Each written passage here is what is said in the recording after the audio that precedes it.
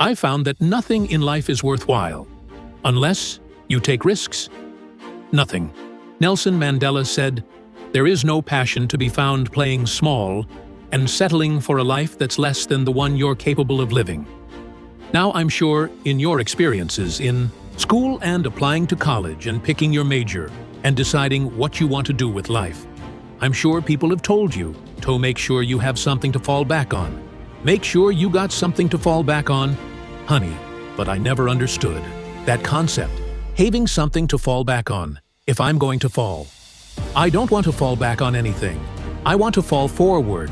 I figure, at least this way, I'll see what I'm going to hit without consistency. You'll never finish. So do what you feel passionate about. Take chances. Don't be afraid to fail. There's an old IQ test was 9 dots, and you had to draw 5 lines with a pencil. Within these 9 dots, without lifting the pencil, the only way to do it was to go outside the box. Don't be afraid to think outside the box. Don't be afraid to fail. Big to dream big. But remember, dreams without goals are just dreams. Reggie Jackson struck out 26 times in his career, the most in the history of baseball. But you don't hear about the strikeouts. People, remember, the home runs fall forward. Thomas Edison conducted 1,000 failed experiments. Did you know that? I didn't know that, because the 1001st was the light bulb fall forward. Every failed experiment is one step closer to success. You've got to take risks, and I'm sure you probably heard that before, but I want to talk to you about why that's so important. You will fail at some point in your life. Accept it. You will lose, you will embarrass yourself, you will suck at something. There's no doubt about it. And I know that's probably not a traditional message for a graduation ceremony, but hey, I'm telling you, embrace it, because it's inevitable. In the acting business, you fail all the time. Early on in my career, I auditioned for a part in a Broadway musical. Perfect role for me, I thought, except for the fact that I can't sing. I didn't get the job, but here's the thing, I didn't quit. I didn't fall back. I walked out of there to prepare for the next audition, and the next audition, and the next audition. I prayed, and I prayed, but I continued to fail and fail and fail, but it didn't matter, because, you know what, there's an old saying, you hang around the barbershop long enough, sooner or later, you're gonna get a haircut. So you will catch a break, and I did catch a break last year. I did a play called Fences on Broadway, but here's the kicker, it was at the Court Theater. It was at the same theater that I failed. That first audition, 30 years prior. The point is, every graduate here today has the training and the talent to succeed. But do you have the guts to fail? If you don't fail, you're not even trying. I'll say it again, if you don't fail, you're not even trying to get something you never had. You have to do something you never did. Imagine you're on your deathbed, and standing around your deathbed are the ghosts representing your unfulfilled potential, the ghost of the ideas you never acted on, the ghost of the talents you didn't use. And they're standing around your bed, angry, disappointed, and upset. They say, we came to you because you could have brought us to life. They say, and now we have to go to the grave together. So I ask you today, how many ghosts are gonna be around your bed? When your time comes, I just got back from South Africa. It's beautiful country, but there are places there with terrible poverty that need help, and Africa is just the tip of the iceberg. The Middle East needs your help. Japan needs your help. Alabama needs your help.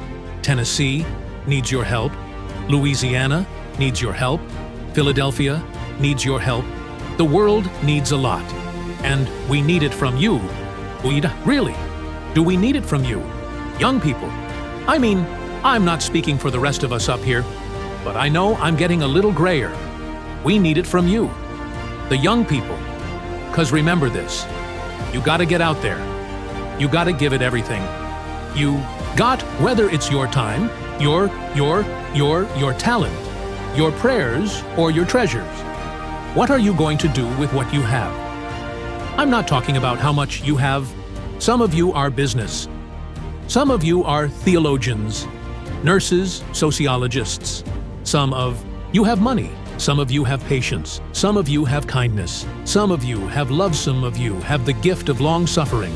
Whatever it is, whatever your gift is, what are you going to do with what you have? All right, now, here's my last point about failure. Sometimes it's the best way to figure out where you're going. Your life will never be a straight path. I began at Fordham University as a pre-med student. I took a course called The Cardiac Morphogenesis. I couldn't read it. I couldn't say it. I sure couldn't, so then I decided to go into pre-law then journalism, and with no academic focus my grades took off in their own direction. I was a 1.8 GPA, and the university very politely suggested that it might be better to take some time off. I was 20 years old. I was at my lowest point. And then one day, and I remember the exact day, March 27th, 1975, I was helping my mother in her beauty shop. My mother on her beauty shop up in Malvernand. There was this older woman who was considered one of the elders in the town.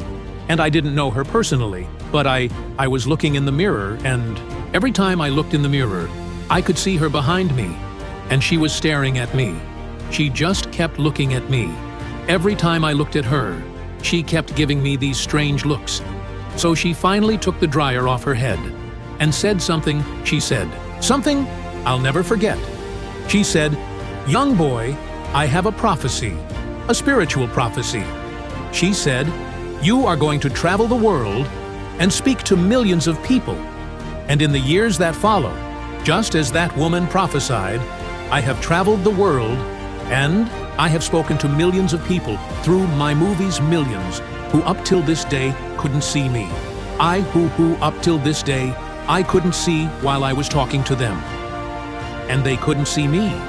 They could only see the moon. They couldn't see the real. But I see you today, and I'm encouraged by what I see, and I'm strengthened by what I see. Because taking risk is not just about going for a job, it's also about knowing what you know and what you don't know. It's about being open to people and to ideas. The chances you take the people you meet, the people you love, the faith that you have, that's what's going to define you. Never be discouraged. Never hold back. Give everything you got. And when you fall throughout life, remember this: fall forward.